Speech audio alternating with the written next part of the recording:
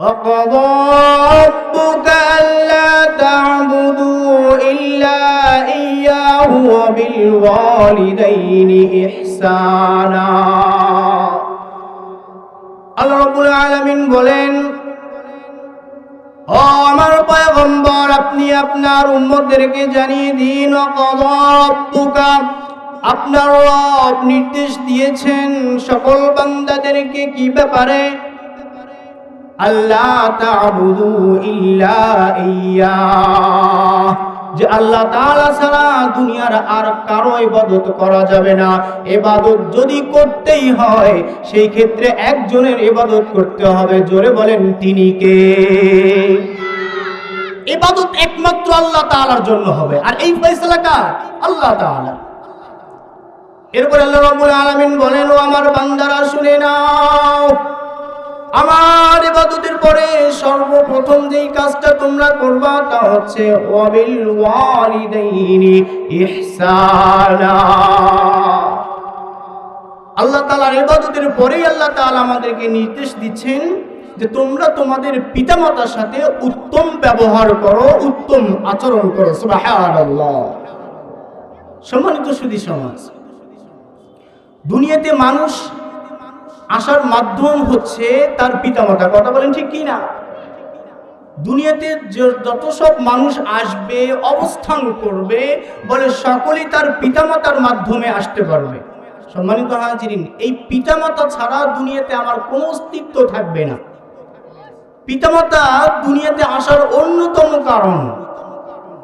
আল্লাহর পয়গম্বর সাল্লাল্লাহু আলাইহি ওয়াসাল্লাম বলেন, যদি এই পিতামাতার তোমরা খেদমত করতে পারো তাহলে দুনিয়াতেই তোমরা জান্নাতের সার্টিফিকেট পেয়ে যাবা। সুবহানাল্লাহ। পিতামাতাকে কদর করতে হবে, পিতামাতাকে সম্মান করতে হবে। যে নালায়েক, যে অধম পিতামাতাকে সম্মান করে না, তার দুনিয়াও থাকে না, আখিরাতও থাকে না। কথা বলেন ঠিক কি না? আল্লাহর পয়গম্বর সাল্লাল্লাহু আলাইহি ওয়াসাল্লাম বলেন, রিজাল রাব্বি ফি রিজাল ওয়ালিদাইন ওয়া সাখাতার রাব্বি ফি সাখাতাল ওয়ালিদাইন। বিশ্বনবী সাল্লাল্লাহু আলাইহি ওয়াসাল্লাম বলেন, ও আমার উম্মতেরা শুনে রাখো, আল্লাহ তাআলা তোমার উপর রাজি আছেন কিভাবে তুমি বুঝবা? বলে, তোমার পিতামাতা যদি তোমার উপর সন্তুষ্ট থাকে তাহলে মনে রাখবা স্বয়ং আল্লাহ রাব্বুল আলামিন তোমার উপর সন্তুষ্ট আছেন। আর যদি তোমার পিতামাতা তোমার উপর অসন্তুষ্ট থাকে, নারাজ থাকে, তাহলে মনে করবা স্বয়ং আল্লাহ রাব্বুল আলামিন তোমার উপর অসন্তুষ্ট আছে। কথা বলেন ঠিক কি না? কথা কার কথা? আল্লাহ তাআলার পয়গম্বরের। রিজাল রাব্বি ফি রিজাল ওয়ালিদাইন, আল্লাহ তাআলা সন্তুষ্টি লুকিয়ে আছে আমার পিতামাতার সন্তুষ্টির মধ্যে। আল্লাহ তাআলার অসন্তুষ্টি লুকিয়ে আছে আমার পিতামাতার অসন্তুষ্টির মধ্যে।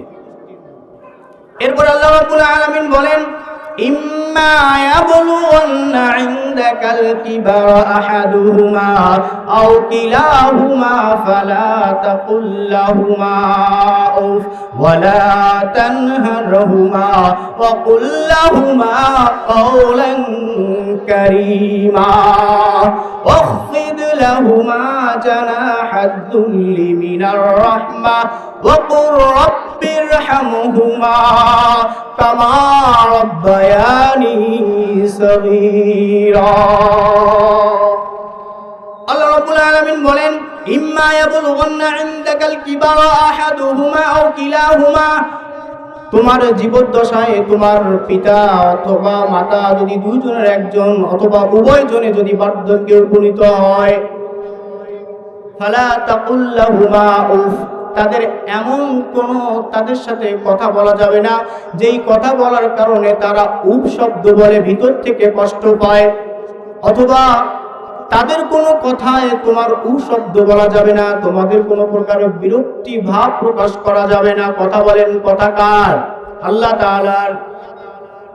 সবসময় পিতামাতার সাথে ভালো ব্যবহার করতে হবে, উত্তম আচরণ করতে হবে। শিখিয়ে দিয়েছেন কে?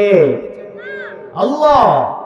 আল্লাহ তাআলা বলতেছেন, বান্দা শুধু তোমার নামাজ পড়লেই হবে না, শুধু তোমার রোজা রাখলেই হবে না, শুধু দান সদকা করলেই হবে না, নিজেকে হাজী বলে সমাজের মধ্যে শুধু পরিচয় দিলেই হবে না।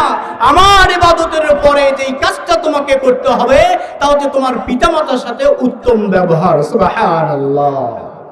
সাধারণত মুসলমান ভাইরা আমার, সাধারণত পিতামাতা যখন বার্ধক্যে উপনীত হন, যখন তারা বৃদ্ধ হয়ে যান, তখন তাদের অনেক চাহাত ছোট বাচ্চাদের মতো হয়ে যায়। কথা বলেন ঠিক কি না? তাদের অনেক চাহিদা, অনেক কথাবার্তা, অনেক সময় অনেক রকম ব্যবহার ছোট বাচ্চাদের মতো হয়ে যায়। আল্লাহ তাআলা বলতেছেন, এই বয়োবৃদ্ধ তোমার পিতামাতা যদি এমন কোনো কথা বলে যেই কথা তোমার সহ্য করার মতো নয়, তারপরও তোমাকে সহ্য করতে হবে, তাদের কোনো কথায় তোমাকে উপশব্দ বলা যাবে না। ওয়ালা তানহারহুমা। এরপর আল্লাহ রাব্বুল আলামিন বলতেছেন, তাদেরকে কোনো প্রকার ধমক দেওয়া যাবে না, তাদেরকে কোনো প্রকার ধমক দেওয়া যাবে না। পিতামাতা অনেক সময় অনেক কথা তোমাকে বলতে পারে, শাসন রূপে বলতে পারে, এটা তাদের আমি আল্লাহ রাব্বুল আলামিন ক্ষমতা দিয়েছি। সুতরাং তাদের কোনো কথায় যদি তুমি পাল্টা তাদেরকে ধমক দাও, বান্দা শুনে রাখো, তুমি তাদেরকে ধমক দেওয়ার কারণে দুনিয়াও হারাবা, আখিরাতও হারাবা। কথা বলেন ঠিক কি না? পিতামাতার সেবা যারা করবে আল্লাহ তাআলা তাদেরকে দুনিয়ার মধ্যে সম্মান দিয়ে দিবেন। সুবহানাল্লাহ। হযরত আশরাফ আলী থানভী রাহমাতুল্লাহি আলাইহি বলেন, যারা দুনিয়াতে পিতামাতার খিদমত করবে আল্লাহ রাব্বুল আলামিন তাদেরকে 5টা পুরস্কার দিবেন। বলেন কয়টা পুরস্কার? আল্লাহ রাব্বুল আলামিন তাদেরকে 5টা পুরস্কার দিবেন। 1 নম্বর পুরস্কার, আল্লাহ রাব্বুল আলামিন তাদের হায়াতের মধ্যে পরিপূর্ণ বারাকা দিয়ে দিবেন। বলেন সুবহানাল্লাহ। 80 বছর, 90 বছর, 100 বছর তথা লম্বা হায়াত আল্লাহ রাব্বুল আলামিন তাদের আমলনামায় দিয়ে দিবেন। এজন্য দেখবেন, কারো যদি ভাগ্না হয়, ভাগ্নি হয়, সেক্ষেত্রে যদি সে দেখতে যায়, বোনের বাড়িতে যদি ভাগ্নাকে দেখার উপলক্ষ করে যায় আর যদি সাথে মিষ্টি নিয়ে যায়, বোন তাকে বলে যে তুমি মিষ্টি নিয়ে আসছো কেন? মিষ্টি নিয়ে আসার প্রয়োজন নাই, তুমি আমার সন্তানের জন্য দোয়া করো, আল্লাহ তাআলা যেন একে দীর্ঘ হায়াত দান করেন। সুবহানাল্লাহ। মুসলমান ভাইরা রে আমার, এরপরে 2 নম্বর পুরস্কার আল্লাহ রাব্বুল আলামিন দিবেন, তা হচ্ছে ওই সন্তানের যাবতীয় বিপদ আপদ আল্লাহ রাব্বুল আলামিন দূর করে দিবেন। বলেন সুবহানাল্লাহ। পিতামাতার খেদমত এটা এত বড়, মস্ত বড় নিয়ামত, যা বলে কখনো শেষ করার মতো নয়, যা মানুষ কখনো এর ফাজাইলটা মুখে উচ্চারণ করে শেষ করতে পারবে না। যদি আমি দুনিয়াতে সুখে শান্তিতে থাকতে চাই, তাহলে সেই ক্ষেত্রে পিতামাতার খেদমতের বিকল্প আর কোনো কিছু নাই। পিতামাতার দোয়ায় আমি জান্নাতি, পিতামাতার দোয়ায় আমি জাহান্নামী। কথা বলেন ঠিক কি না? আল্লাহর পয়গম্বর সাল্লাল্লাহু আলাইহি ওয়াসাল্লাম বলেন যে জান্নাত পাওয়ার জন্য মাইলকে মাইল তোমাকে যাওয়ার কোনো প্রয়োজন নাই। জান্নাত পাওয়ার জন্য কোনো পীরের দরবারে যাওয়ার কোনো প্রয়োজন নাই। জান্নাতে যাওয়ার জন্য কোনো হুজুরের কাছে গিয়ে ধর্ণা ধরে থাকারও কোনো প্রয়োজন নাই। জান্নাত তোমার ঘরের মধ্যে রয়েছে। সুবহানাল্লাহ। আল জান্নাতু তাহতা আকদামিল উম্মাহাত, তোমাদের মায়ের পায়ের নিচে রয়েছে তোমাদের জন্য জান্নাত। সুবহানাল্লাহ। এজন্য বাবা মার যদি আমরা খেদমত করতে পারি, তাহলে আল্লাহ রাব্বুল আলামিন দুনিয়াতে থাকা অবস্থাতেই আমাদেরকে জান্নাতের সার্টিফিকেট দান করবেন। সুবহানাল্লাহ। এরপরে আশরাফ আলী থানভী রাহমাতুল্লাহি আলাইহি বলেন, যারা পিতামাতার খেদমত করবে আল্লাহ রাব্বুল আলামিন তাদেরকে 3 নম্বর যে পুরস্কারটা দিবেন তা হচ্ছে সম্মানের চেয়ার তাকে দান করবেন। বলেন সুবহানাল্লাহ। মুসলমান ভাইরে আমার, এই যে আমি সম্মানের চেয়ারে বসে আলোচনা করছি, প্রতি সপ্তাহে সম্মানের চেয়ারে বসে আলোচনা করি, সারা বিভিন্ন জায়গায় আমি এই সম্মানের চেয়ারে বসে আলোচনা করি। ও ভাই, আল্লাহর কসম করে বলি, এখানে আমার কোনো যোগ্যতা নাই। যতটুকু আমি সম্মান পাই, যতটুকু সম্মানের চেয়ার পাই, সবটুকু ওসিলা হচ্ছে আমার বাবা এবং মার দোয়া। কথা বলেন ঠিক কি না? আমার বাবা মা যদি আমাকে দোয়া না করতেন তাহলে এই সম্মানের চেয়ারে বসে আপনাদের সামনে কথা বলতে পারতাম না। কথা বলেন ঠিক কি না? এজন্য পিতামাতার খেদমত করলে আল্লাহ রাব্বুল আলামিন সম্মানের চেয়ার দান করেন। সুবহানাল্লাহ। আল্লাহ তাআলা সম্মানের জায়গায় নিয়ে গিয়ে বসিয়ে দেন। পিতামাতা আমার জন্য সম্মানের কারণ, পিতামাতাই আমার জন্য অসম্মানের কারণ। কথা বলেন ঠিক কি না? এজন্য সম্মানিত হাজিরিন, যার পিতামাতা আছে তার এখনো জান্নাতে যাওয়ার একটা বড় সুযোগ আছে। কথা বলেন ঠিক কি না? পিতামাতাকে আমি সম্মান করব, আল্লাহ তাআলা প্রত্যেকটা মাখলুকের মধ্যে আমার সম্মান বাড়িয়ে দিবেন। সুবহানাল্লাহ। আর পিতামাতার কথা শুনবো না, পিতামাতাকে ধমক দেব, পিতামাতার কোনো খেদমত করব না। বৃদ্ধ বয়সে বৃদ্ধ বয়সে পিতামাতার যদি কোনো খোঁজ খবর না নেই, তাদের কথাকে উপেক্ষা করে যদি আমি আমার বইয়ের কথাকে প্রাধান্য দেই, তাহলে সেই ক্ষেত্রে দুনিয়াতেও আমাকে লাঞ্ছিত হতে হবে, আখিরাতেও আমার জন্য লাঞ্ছিত অপেক্ষা করবে। কথা বলেন ঠিক কি না? এজন্য পিতামাতাকে যত আমি খেদমত করব, আল্লাহ তাআলা তত আমার সম্মান দুনিয়াতে বাড়িয়ে দিবেন। সুবহানাল্লাহ। আশরাফ আলী থানভী রাহমাতুল্লাহি আলাইহি বলেন, যারা পিতামাতার খেদমত করবে আল্লাহ রাব্বুল আলামিন তাকে 4 নম্বর পুরস্কার দিবেন। তা হচ্ছে বাইতুল্লাহ শরীফের জিয়ারত করার মতো তাকে তৌফিক দান করবেন। বলেন সুবহানাল্লাহ। হজ করার মতো তৌফিক ওই সন্তানকে দান করবেন। সুবহানাল্লাহ। যেভাবেই হোক আল্লাহ রাব্বুল আলামিন তাকে তার ঘরে নিয়ে সম্মান দিয়ে মাসুম করে আবার আপন ঘরে ফিরিয়ে দিবেন। সুবহানাল্লাহ। বলেন এটা কিসের বিনিময়ে? পিতামাতার সম্মানের বিনিময়ে, পিতামাতাকে খেদমতের বিনিময়ে। সুবহানাল্লাহ। আশরাফ আলী থানভী রাহমাতুল্লাহি আলাইহি বলেন, যারা পিতামাতার সম্মান করবে, পিতামাতার খেদমত করবে, আল্লাহ রাব্বুল আলামিন তাদেরকে 5 নম্বর পুরস্কার দিবেন। তা হচ্ছে মৃত্যুর সময় তাদেরকে কালেমা নসিব করে দিবেন। বলেন সুবহানাল্লাহ। যেই সময় চতুর্দিকে শত্রু গ্রাস করে ফেলবে, আমাকে পাকড়াও করবে, শয়তান ওত পেতে বসে থাকবে আমার ঈমানটা হনন করার জন্য, বাম দিকে শয়তান বাবা মা হয়ে এসে বলবে, ও আমার বাবা, দুনিয়াতে তোমাকে অনেক কষ্ট করে লালন পালন করেছি, দুনিয়াতে আমি না খেয়ে তোমাকে খাওয়াইছি, আজকে তুমি দুনিয়া থেকে বিদায় নিয়ে যাচ্ছ। ও আমার সন্তান, যদি তুমি আজকে আমার কথা শুনতে পারো তাহলে দুনিয়া থেকে ঈমানের সাথে তুমি যেতে পারবা। বলো বলো, আল্লাহ ছাড়া আরো মাবুদ আছে? মুহাম্মদ শেষ নবী নয়, মুহাম্মদের পরে আরো নবী আছে। ও আমার সন্তান, যদি তুমি এইটা স্বীকার করতে পারো তাহলে আল্লাহ রাব্বুল আলামিন তোমাকে ঈমানের সাথে দুনিয়া থেকে বিদায় দিয়ে দিবেন। বলেন নাউজুবিল্লাহ।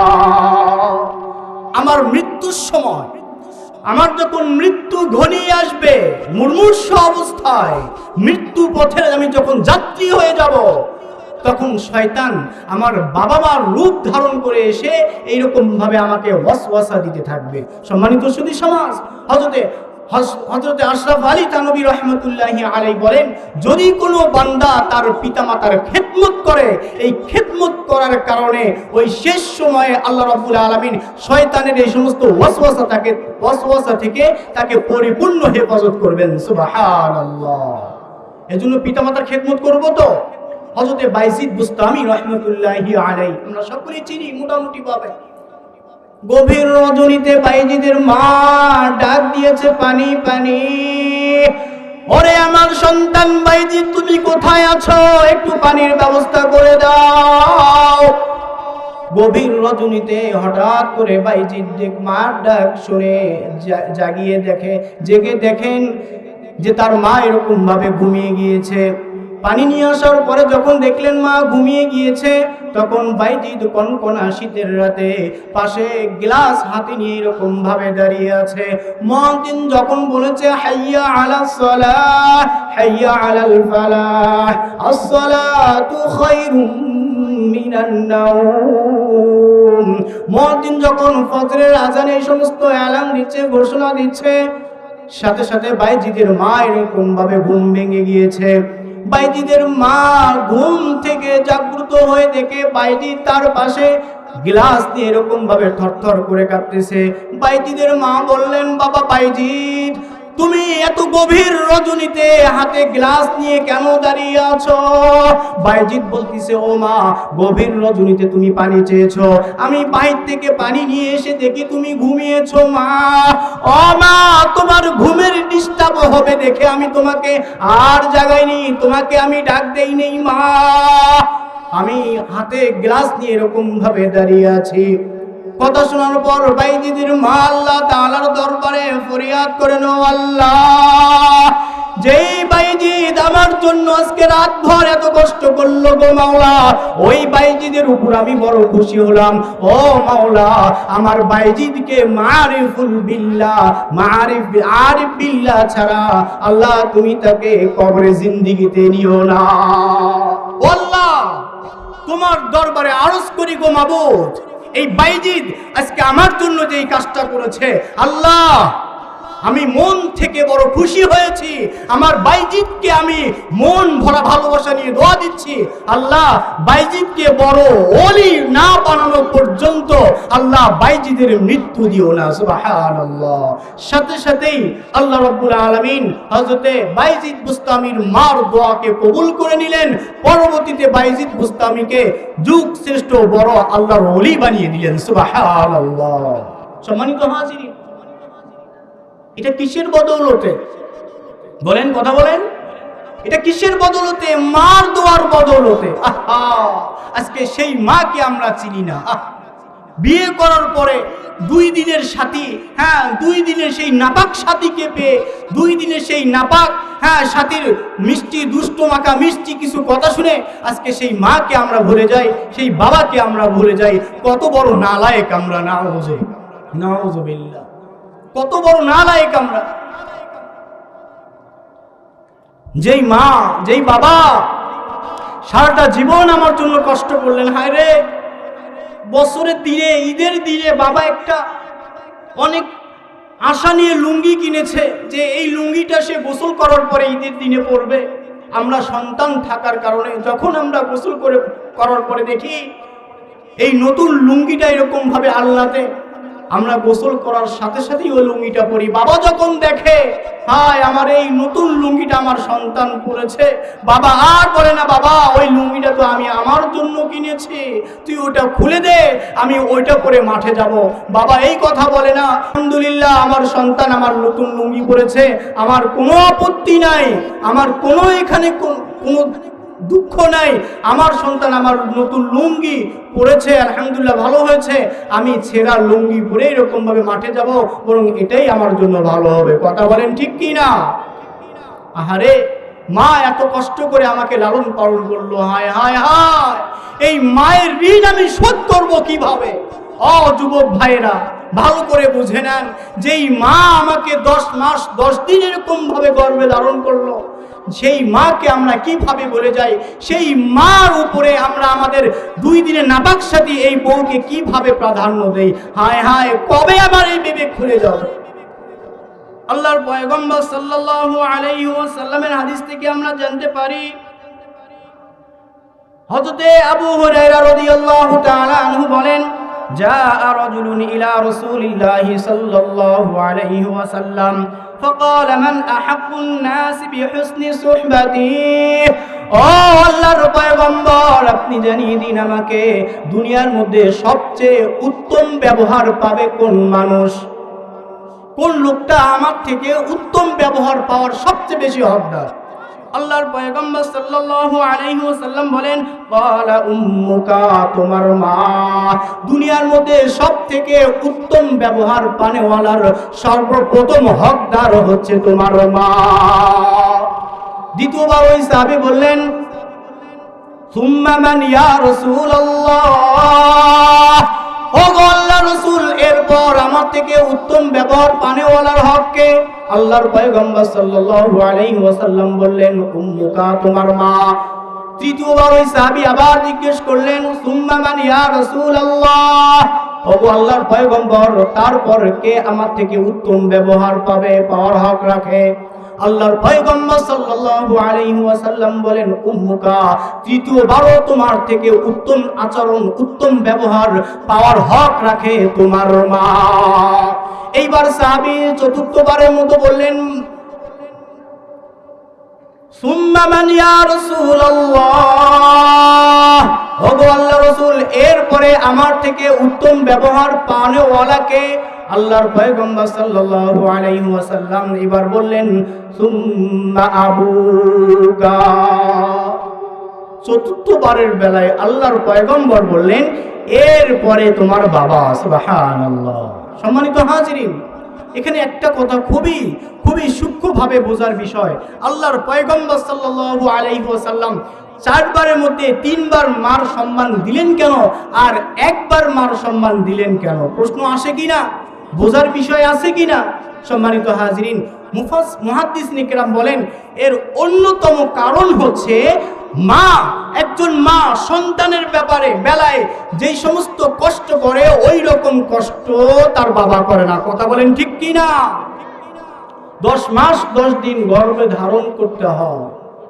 এই 10 মাস 10 দিন গর্ভে ধারণ করে কে? বাবা না মা? মা। 10 মাস 10 দিন গর্ভে ধারণ করার পরে যখন ভূমিষ্ঠ হয়, এই ভূমিষ্ঠ হওয়ার সময়, সন্তান জন্ম দেওয়ার সময় যেই কষ্টটা হয়, এই কষ্ট অনুভব করে বাবা না মা? মা। তৃতীয় নাম্বার, যখন ভূমিষ্ঠ সন্তান হয়ে যায়, সন্তান ভূমিষ্ঠ হওয়ার পরে তাকে 2 বছর এরকম ভাবে, 2 থেকে 2.5 বছর দুধ পান করাতে হয়। এই দুধ পান করান কে? বাবা না মা? সম্মানিত হাজিরিন, এই বিশেষ এই তিনটা কাজ বলে এটা শুধু মারাই করে, বাবারা করে না। কথা বলেন ঠিক কি না? সন্তানের অসুখ হয়েছে, মা বড় পেরেশান। সন্তানের ক্ষুধা লেগেছে, মা বড় পেরেশান। সন্তানের পিপাসা লেগেছে, মা বড় পেরেশান। সন্তানের ঠান্ডা লেগেছে, মা বড় পেরেশান। সন্তানের পায়ে কাটা ফুটেছে, মা বড় পেরেশান। সন্তান অসুস্থ হয়েছে, মা বড় পেরেশান। সন্তান কেঁদে উঠেছে, মা বড় পেরেশান। সন্তান পায়খানা করেছে, মা বড় পেরেশান। সন্তান পেশাব করেছে, মা বড় পেরেশান। সন্তানকে অমুক জন এরকম ভাবে মেরেছে, মা বড় পেরেশান। কথা বলেন ঠিক কি না? এই সবগুলো কাজে এককভাবে মা পেরেশানি থাকে। সম্মানিত হাজিরিন, এই এতগুলো দায়িত্ব মা এককভাবে আদায় করার কারণে আল্লাহর পয়গম্বর সাল্লাল্লাহু আলাইহি ওয়াসাল্লাম মাকে 3 বার সম্মান দিয়েছেন, এরপরে বাবাকে দিয়েছেন। সুবহানাল্লাহ। আল্লাহ রাব্বুল আলামিন এই মায়ের পক্ষ নিয়ে বলেন, ওয়াসাইনাল ইনসানা বিওয়ালিদাইহি হামালাতুহু উম্মুহু ওয়ানান আলা ওয়ানিন। আল্লাহ রাব্বুল আলামিন বলেন, ওরে আমার বান্দারা, তোমরা তোমাদের পিতামাতার সাথে উত্তম ব্যবহার করো, সৎ ব্যবহার করো। হামালাতুহু উম্মুহু ওয়ানান আলা ওয়ানিন, তোমার মা অনেক কষ্টের পর কষ্ট করে তোমাকে গর্ভধারণ করেছে। সুতরাং তুমি তোমার মার সাথে ভালো আচরণ করো, সুন্দর আচরণ করো। কে বলেছেন ভাই? আল্লাহ তাআলা বলতেছেন। সম্মানিত সুধী সমাজ, এই যেই বাবা মা আমাকে দুনিয়াতে আনলেন, যেই বাবা মা আমার পূর্ববর্তী আলোচক বলেছেন যে এই বাবা মার সংমিশ্রণে 1 ফোঁটা নাপাক পানির মাধ্যমে আমার জন্ম। কথা বলেন ঠিক কি না? এই বাবা মার হালাল সম্পর্কের মাধ্যমে যে আমার জন্ম হলো, ও ভাই, এই বাবা মা না থাকলে দুনিয়াতে আমার কোনো অস্তিত্ব থাকতো না। কথা বলেন ঠিক কি না? এই বাবা মা না থাকলে দুনিয়াতে আমাকে কেউ চিনতো না। কথা বলেন ঠিক কি না? এই বাবা মা না থাকলে দুনিয়াতে আমি বড় অসহায় থাকতাম। দুনিয়ার চেহারা, দুনিয়ার মুখ, দুনিয়ার আনন্দ আমার কপালে জুটতো না। কথা বলেন ঠিক কি না? এজন্য এই পিতামাতার সাথে উত্তম ব্যবহার করতে হবে, ভালো আচরণ করতে হবে। হায় রে, সন্তান বিয়ে করার পরে বাবা মাকে ভুলে গিয়েছে। হায় হায় হায়, 2 দিনের সেই নাপাক শাদী পেয়ে হ্যাঁ সন্তান তার বউকে নিয়ে যায় ঢাকায়, এদিকে বাবা মা অনেক কষ্ট করে দিনানিপাত করে, অনেক কষ্ট করে দিন কাটিয়ে যায়। একবার ফোনও করে জিজ্ঞেস করে না, মা তোমার অবস্থা কেমন, মা তুমি কেমন আছো, মা তুমি কেমন আছো।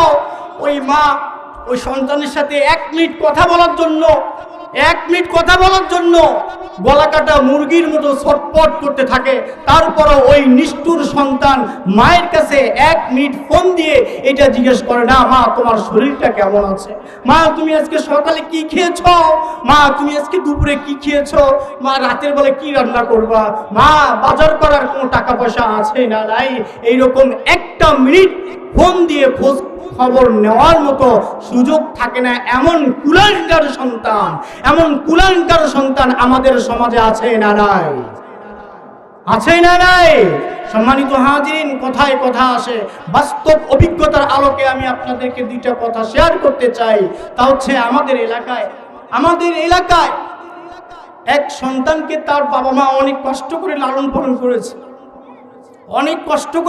পালন করেছে, নিজের ঘরের গরু বিক্রি করে তাকে ডাক্তারি পড়াইছে, অনেক কষ্ট করে নিজের মানুষের বাড়িতে কাজ করে তার সন্তানকে পড়াশোনা করাইছে, নিজেরা মানুষের বাড়িতে কাজ করেছে, তার ওই সন্তানকে মানুষের বাড়িতে কাজ করতে দেয়নি। তাদের বড় স্বপ্ন ছিল, আমরা মানুষের বাড়িতে কাজ করেছি, আমার সন্তানকে যেন মানুষের বাড়িতে কাজ করতে না হয়। আমরা মানুষের বাড়ির গোলের গোবর এরকম ভাবে টেনেছি, গোবরের ডালি এরকম ভাবে মাথায় উঠেছি, চিপ দিয়ে আমাদের গোবর এরকম ভাবে পড়েছি। আমরা যে পরিমাণ কষ্ট করেছি, ওই পরিমাণ কষ্ট যেন আমার সন্তানটা দুনিয়াতে না করে। আমার সন্তানের ব্যাপারে আমরা আশা রাখি, আমার সন্তানটা বড় মানুষ হবে, বড় ডাক্তার হবে, বড় ইঞ্জিনিয়ার হবে, বড় এইরকম ভাবে ডিগ্রিধারী হবে। এই সন্তান কামাই করবে, আর আমরা বাবা মা বৃদ্ধ বয়সে ওই সন্তানের কামাই খেতে পারবো। সম্মানিত হাজিরিন, খুব দুঃখের সাথে কথা বলতে হয়। এই সন্তানকে কষ্ট করে মানুষ করানোর পরে সন্তান যখন ডাক্তার হয়েছে, এই সন্তান সর্বপ্রথম একটা ওষুধ কোম্পানি চাকরি পায়। খুব ভালো করে বুঝবেন, একটা ওষুধ কোম্পানি চাকরি পায়। ওষুধ কোম্পানি চাকরি পাওয়ার কিছুদিন পরে মা তার মেয়েকে নিয়ে এক ডাক্তারের কাছে চলে গিয়েছে। মা এবং মেয়ে জীর্ণ শীর্ণ লেবাস এরকম ভাবে পরে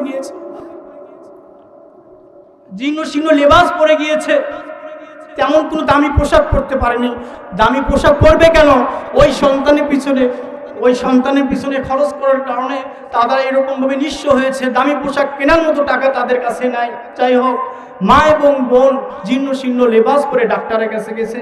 এমন সময় ওই তার সন্তান যে ডাক্তারি চাকরি পেয়েছে, ওষুধ কোম্পানির চাকরি পেয়েছে, সে হঠাৎ করে ওই ডাক্তারের কাছে যখন ঔষধ লেখার জন্য যায়, গিয়ে দেখে তার মা এবং তার বোন জীর্ণ শীর্ণ লিবাস পরে ডাক্তারের সাথে কথা বলতেছে। এইটা দেখার পরে সে এরকম ভাবে দেখেও না দেখার ভান করতেছে।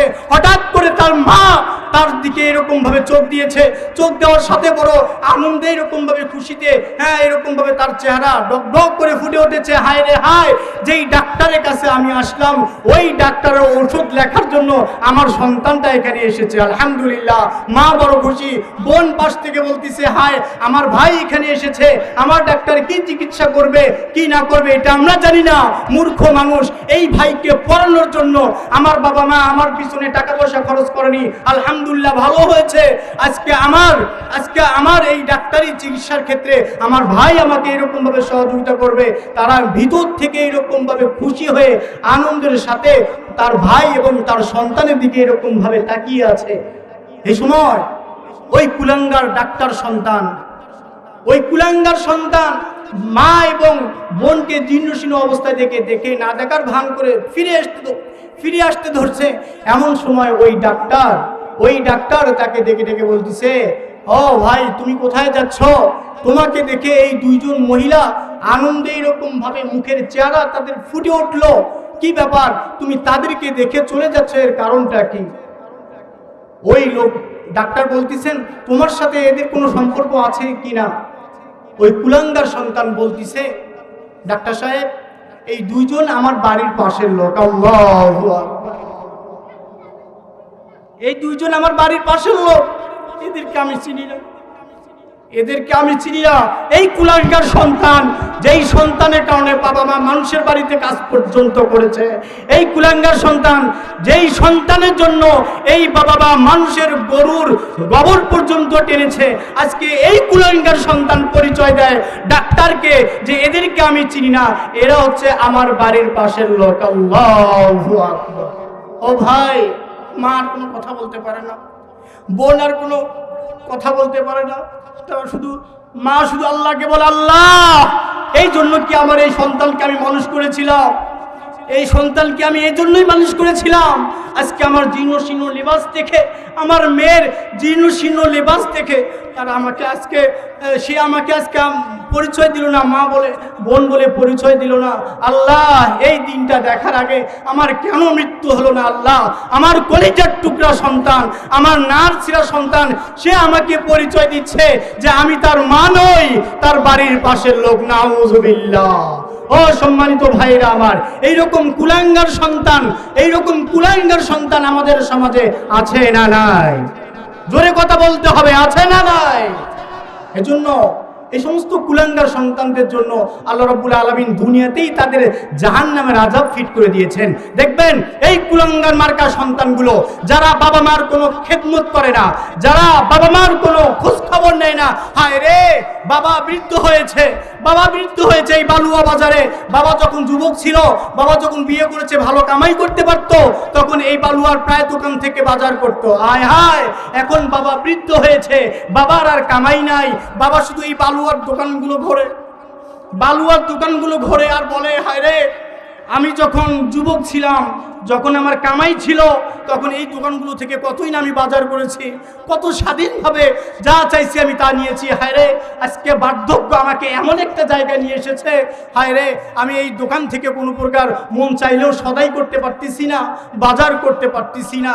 হায় কুলাঙ্গার সন্তান, তুমি তোমার বউকে নিয়ে, তুমি তোমার বাচ্চাকে নিয়ে এই যে ঢাকা শহরে পাড়ি দিয়েছ, বিভিন্ন জায়গায় বাসা ভাড়া নিয়ে থাকো, এই কুলাঙ্গার সন্তান আমি তোমাকে বলতে চাই, তোমার বাবা আজকে বার্ধক্যে এসে বালুয়ার দোকানগুলো ঘোরে আর বলে, হায় রে আজকে আমার কাছে টাকা নাই, যার কারণে আমি বাজার করতে পারতেছি না। আমার সন্তান এমন কুলাঙ্গার সন্তান, যেই সন্তান আমাকে 200 টাকা পকেট খরচ দেয় না। হায় হায়, এই দোকানগুলো থেকে কতই আমি বাজার করেছিলাম, হায় হায় আমি আর বাজার করতে পারি না। দোকানগুলো দেখে আর মনে মনে এইরকম ভাবে কথা বলে। এইরকম সমাজে, এইরকম লোক আমাদের সমাজে আছে না না? কথা বলেন না কেন? আছে না নাই?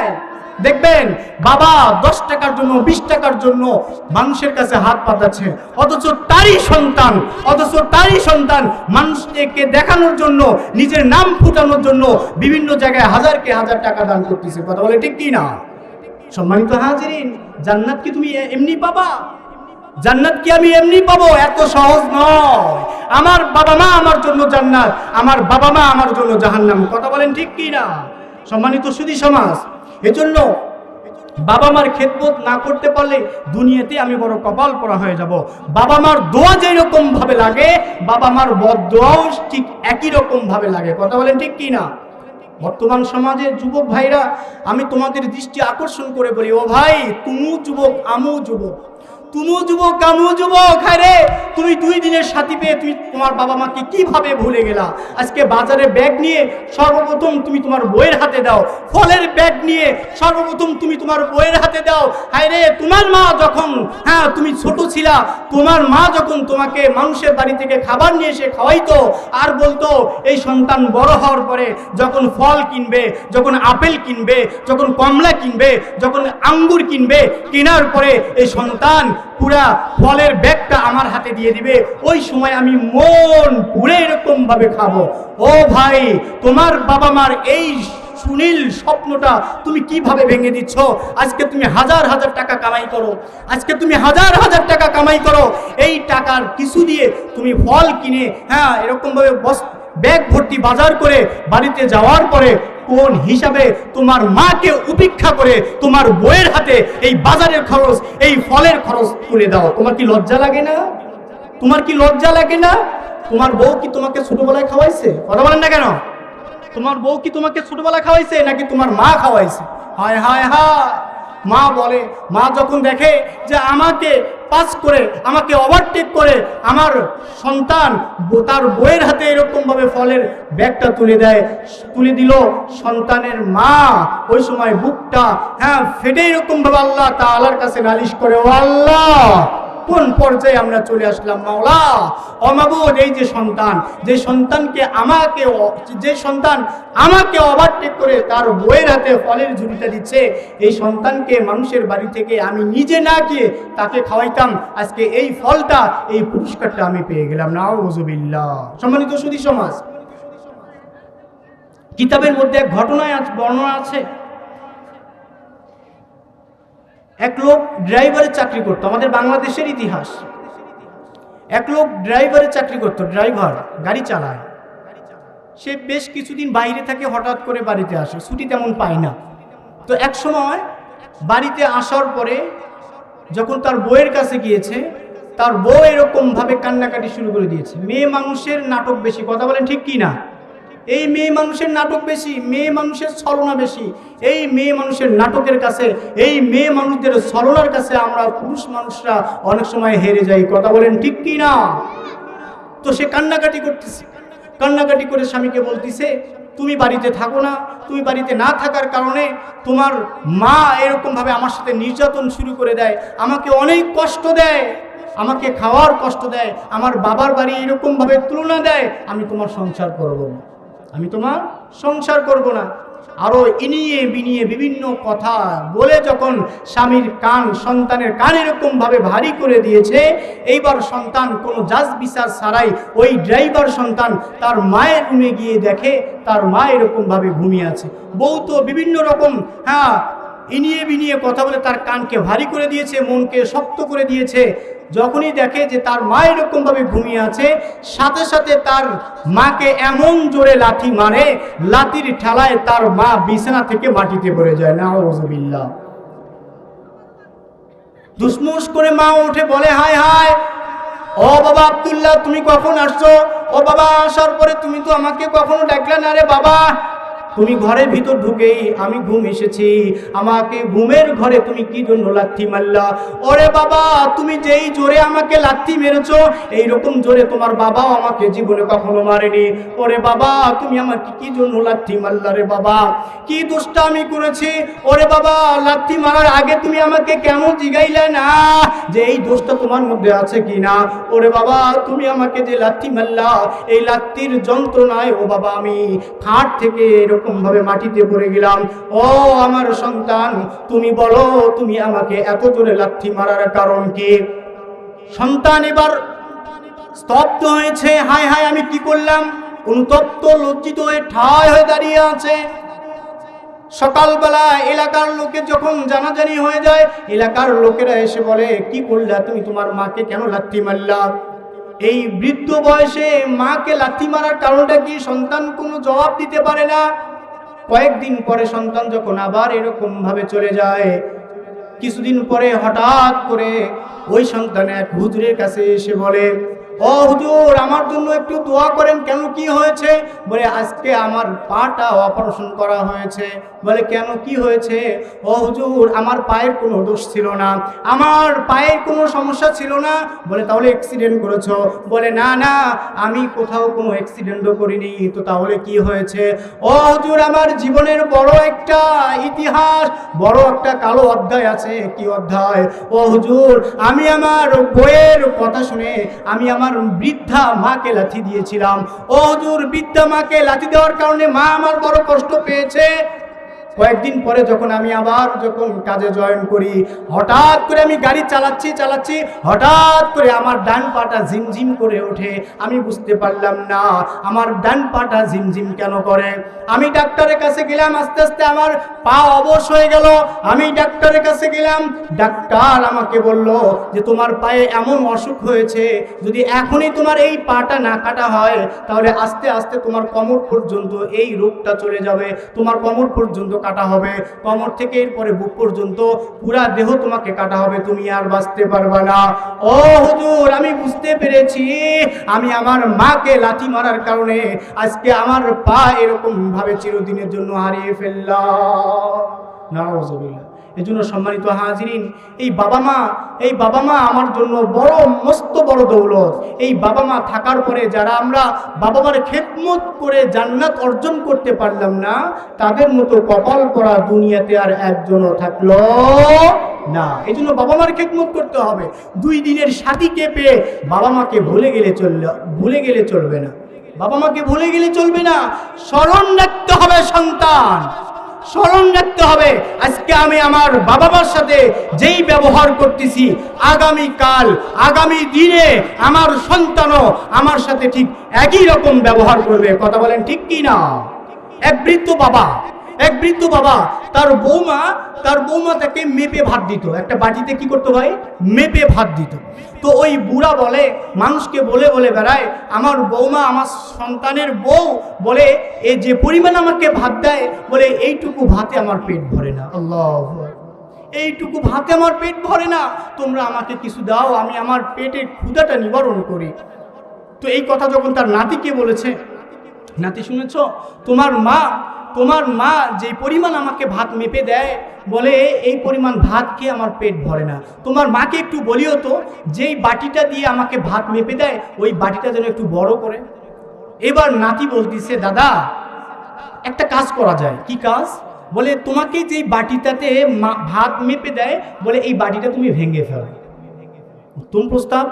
দাদা বলতেছে, নাতি যদি বাটিটা আমি ভেঙে ফেলি তাহলে পরবর্তীতে ভাত দিবে কাকে? নাতি বলতেছে, এর থেকে বড় প্লেটে তোমাকে ভাত দিবে, বড় বাটিতে ভাত দিবে। যাই হোক, এবার নাতির বুদ্ধি শুনে দাদা ওই ভাত মাপা বাটিটা এরকমভাবে ভেঙে ফেলে।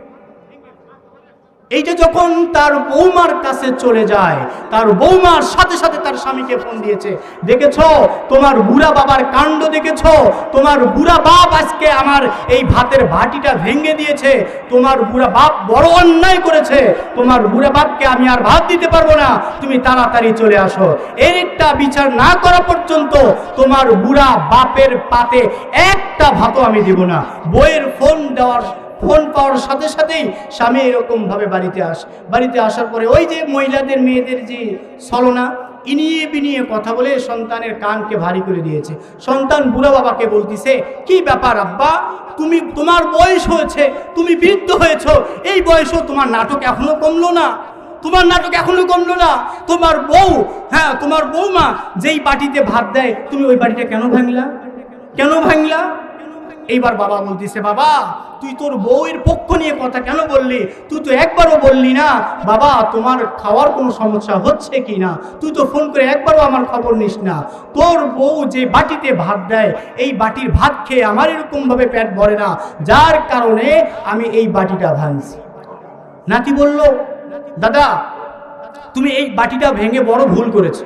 দাদা বলল, কিরে তুই দেখি আবার পলট নিচ্ছিস কেন, পাল্টিবাজ হলি কেন? তুই তো বললি যে বাটিটা ভাঙবো, তোর কথা শুনে তো আমি বাটিটা ভাঙলাম। এরপর নাতি বলতিছে, দাদা তুমি যেই বাটিটা ভাঙলা এইরকম বাটি আমি এরপরে পাবো কোথায়? দাদা বলতিছে, আমি কথাটা ক্লিয়ার বুঝিনি। নাতি বলতিছে, দাদা যেই বাটিতে ভাত মেপে তোমাকে দিচ্ছিল এই বাটি তুমি আজকে ভেঙে ফেললা, আমার আব্বা মা যখন বৃদ্ধ হয়ে যাবে, বার্ধক্যে চলে আসবে, আমি তাদেরকে যে ভাত মাপি দেব, বলে এই মাপি দেওয়ার বাটিটাই তো তুমি ভেঙে ফেললে না। চিন্তা করা যায় সম্মানিত হাজরিন, কামা তাদিনু তুদানু, যেইসা করেগা ওইসা পায়েগা। আমি আমার বাবা মার সাথে যেই রকম ব্যবহার করব, যেই রকম আচরণ করব, অপেক্ষা রাখেন আজ নয় কাল আমার সন্তানও আমার সাথে ঠিক একই রকম ব্যবহার করবে। কথা বলেন ঠিক কি না? এজন্য সম্মানিত হাজরিন, কথা বেশি বাড়াবো না। আমাদের বাবা মা যাদের আছে তাদেরকে আমরা গনিমত মনে করি। আমি মনে করি যাদের বাবা মা আছে আল্লাহ তাআলা এখনো আমাদের জন্য রহমতের দরজা বাবা মার জন্য খুলে রেখেছেন। সুবহানাল্লাহ। বাবা মার খেদমত করতে পারলেই জান্নাত। কি বলেন? বাবা মার খেদমত করতে পারলেই জান্নাত। আল্লাহর পয়গম্বর সাল্লাল্লাহু আলাইহি ওয়াসাল্লাম বলেন, যেই সন্তান তার বাবা মার খেদমত করে আল্লাহ রাব্বুল আলামিন তার রিজিকের অভাব রাখেন না। সুবহানাল্লাহ। আল্লাহ তাআলা তাকে সম্মানের রিজিক দান করেন। সুবহানাল্লাহ। সে বুঝতেও পারে না যে আমার এই কামাইয়ের মধ্যে এত বরকত আসে কিভাবে। সুবহানাল্লাহ। ও ভাই, আমি আমার বাবা মাকে যদি খেদমত না করি, কিয়ামতের ময়দানে আমার পয়গম্বর আমাকে শাফায়াত করবেন না, নাউযুবিল্লাহ। আমি আমার বাবা মার যদি খেদমত না করি, কিয়ামতের ময়দানে জান্নাতের দরজা আমার জন্য খোলা থাকবে না। বাবা মাই আমার জন্য জান্নাত, বাবা মাই আমার জন্য জাহান্নাম। সেই জন্য সম্মানিত হাজরিন, আমাদের যাদের পিতামাতা আছে, আমরা পিতামাতার খেদমত করব তো ইনশাআল্লাহ। কারা কারা পিতামাতার খেদমত করব? দুটা হাত উঠে আল্লাহ তাআলাকে দেখাই।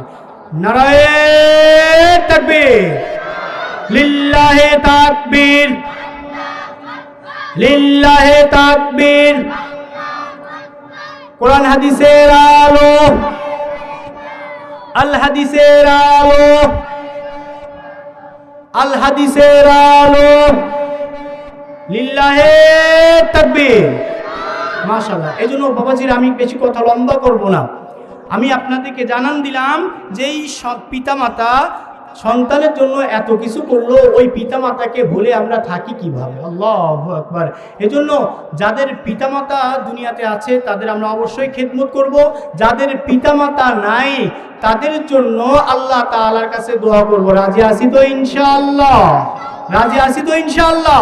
দোয়াটা আমরা এইভাবে করব। আল্লাহ তাআলা আমাদেরকে শিখিয়ে দিচ্ছেন, রব্বির রহমহুমা কামা রব্বায়ানি সগীরা। ওরে আমার বান্দারা শুনে নাও, তোমরা তোমাদের পিতামাতার জন্য আমার কাছে এইভাবে দোয়া করবা, ও আল্লাহ আমার পিতামাতা ছোটবেলায় আমাকে যেভাবে লালন পালন করেছে, ও আল্লাহ তার থেকেও উত্তম পন্থায় তুমি তাদের উপর রহমত নাজিল করো। বলেন সুবহানাল্লাহ।